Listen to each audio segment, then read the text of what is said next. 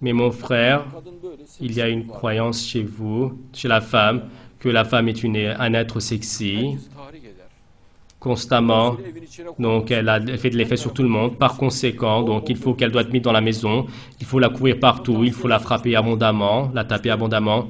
Donc elle pourra faire des fautes de manière potentielle. Il faut faire attention donc à ses fenêtres, qu'elle ne regarde pas sur le commerce. Et quand on lui pose une question, on fait le contraire, on ne lui fait pas confiance. C'est le soulier du diable. C'est donc les femmes, ce sont donc l'armée du diable. Donc Allah nous garde de dire cela selon leur mentalité à eux.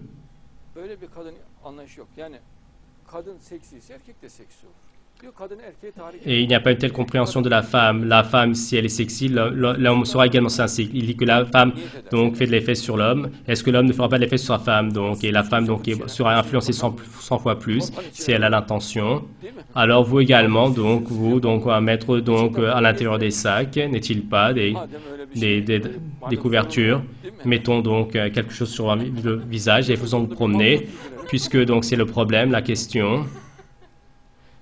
Et donc, on va vous mettre également un joli manteau long. Chez une personne, donc il y a la volonté et l'intellect.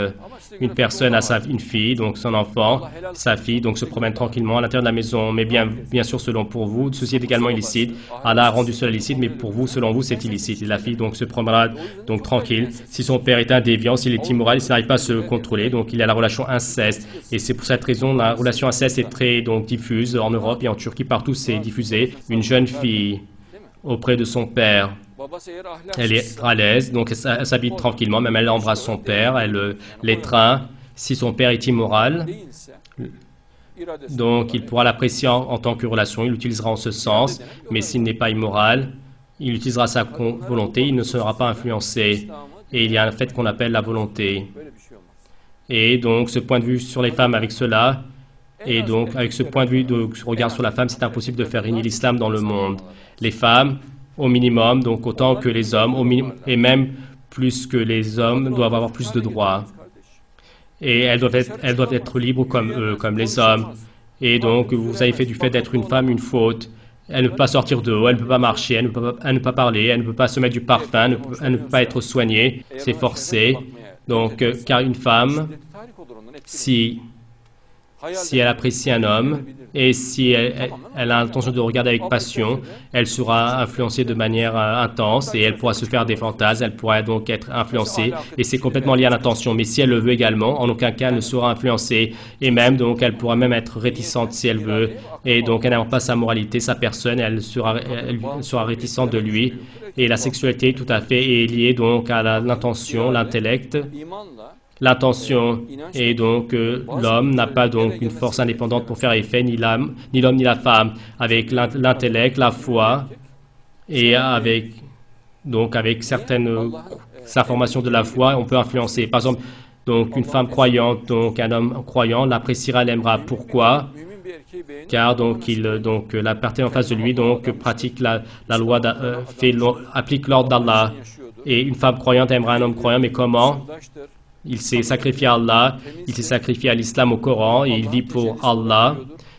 On peut lui faire confiance, il est confident, il est sincère, il est propre, et il le voit ou la voit en tant que manifestation d'Allah, il est fidèle, il est constant, il a la force de l'amour, il a la force de regarder avec l'amour, il aime Allah avec amour, et celui ou celle qui est en face, donc en tant que manifestation d'Allah sans l'idolâtrie, il aime en tant que manifestation d'Allah, et comme il craint Allah, il ne fera rien contre il ou elle, et il ne dira pas ses secrets, et il ne la vilera pas, constamment il lui donnera de la valeur, et donc à ses yeux, il sera élevé en tant que manifestation d'Allah.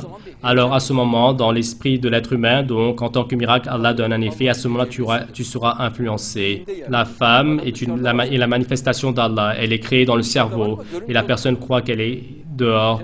D'accord, elle est dehors, mais en tant qu'image. Toi, donc Allah l'a créé donc, dans ton cerveau. Qu'est-ce que crée-t-il? Donc sa propre manifestation.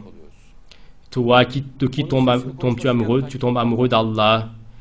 Et donc, il crée donc sa voix, donc son parler, c'est Allah. Quand tu t'adresses à qui? Tu t'adresses à la manifestation d'Allah.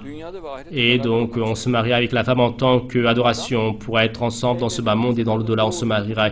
Et la personne, il se marie, par exemple, la femme en vote, son corps se déforme, tout de suite, il essaye de divorcer, car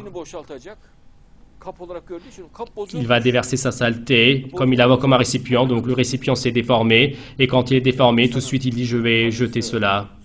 Mais mon frère, l'être humain, la personne, sa femme, lorsqu'elle est handicapée, donc si elle devient plus âgée, si elle tombe maladie, ton amour augmentera, tu auras plus de compassion.